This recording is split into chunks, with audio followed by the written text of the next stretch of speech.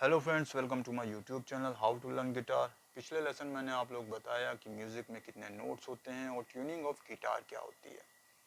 तो जैसा कि मैंने आप लोग बताया था कि म्यूज़िक में टोटल 12 नोट्स होते हैं, जिसमें 7 नेचुरल नोट्स होते हैं और 5 सेमीटोन्स होते हैं। आज के लेसन में मैं आपको बताऊंगा कि सारे नोट्स गिटार पर कैसे अप्लाई किए जाते हैं। तो सबसे पहले मैं आपको बता दूं कि गिटार के इस पार्ट को, यानी यहाँ से यहाँ तक, इसको फ्रेटबोर्ड या नेक बोलते हैं। और ये जो मेटल लाइंस दिख रही हैं, ये जो कॉलम्स बने हुए हैं, इनको फ्रेट्स बोलते हैं। और इन्हीं फ्रेट्स में ये सारे नोट्स होते हैं। अब जैसा कि मैंने आप लोगों को पिछले लेसन में ट्यूनिंग ऑफ गिटार के बारे में बताया था, जिसे हम E B G D A ई बोलते हैं, जो कि गिटार के स्ट्रिंग्स के नाम होते हैं, जिसमें फर्स्ट स्ट्रिंग सबसे नीचे होती है जिसे हम ई बोलते हैं। उसके बाद सेकंड को बी, थर्ड को जी, फोर्थ को डी, फिफ्थ को ए और सिक्स्थ को भी ई ही बोलते हैं। तो फ्रेंड्स, सबसे पहले फर्स्ट स्ट्रिंग पर नोट्स अप्लाई करेंगे। उसके लिए सबसे पहले फर्स्ट स्ट्रिंग को ओपन प्ले करेंगे। उसके बाद देखेंगे कि ई के बाद कौन सा नोट आता है, तो ई के बाद एफ आता है। उसके लिए अब हम फर्स्ट स्ट्रिंग को फर्स्ट फ्रेट पर प्रेस करेंगे, तो ये हमारा एफ नोट हो जाएगा। एक बार फिर से देख लीजिए, सबसे पहले फर्स्ट स्ट्रिंग को ओपन प्ले करेंगे, उसके बाद फर्स्ट फ्रेट पर प्रेस करेंगे, तो ये हमारा एफ नोट हो जाएगा।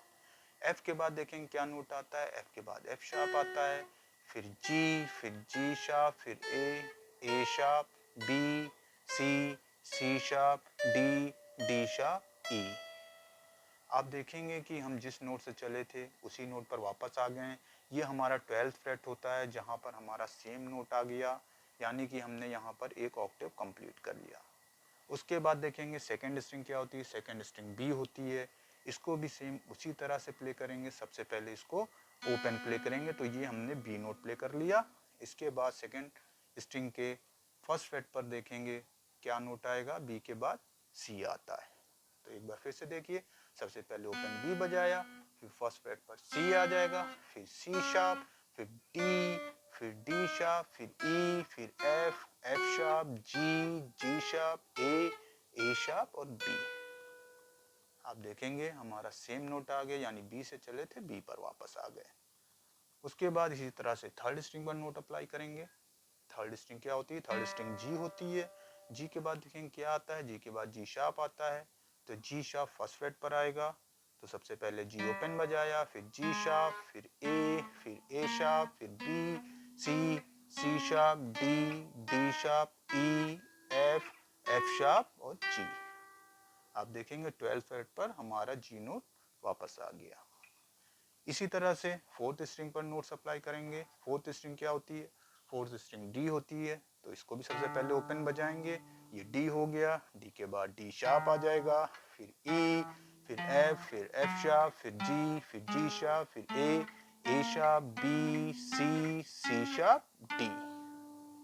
12th फ्रेट पर वापस डी आ गया। इसी के साथ नेक्स्ट स्ट्रिंग हमारी फिफ्थ स्ट्रिंग है, जिसे हम ए बोलते हैं।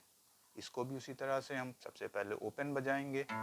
ये हमारी ओपन ए स्ट्रिंग हमने प्ले कर दी। इसके बाद फर्स्ट फ्रेट पर ए शार्प आ जाएगा, फिर बी, फिर सी शार्प, फिर D sharp, E, F sharp, जी शार्प, ए। आप देखेंगे कि 12th फ्रेट पर हमारा ए वापस आ गया।